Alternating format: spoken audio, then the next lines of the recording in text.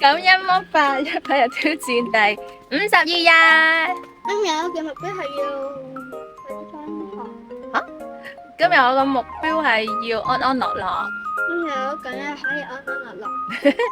我好感恩我有瞓飯，好感恩我好健康，好有趣，好真誠，好活潑，好叻，好靚，好型，好天氣好好，好感恩我有屋住，有位坐，有好多樹木喺附近，好感謝你睇阿仔古靈精怪，好感謝我朋友 send 好多嘢俾我睇，有一個好感係謝紅啤啤。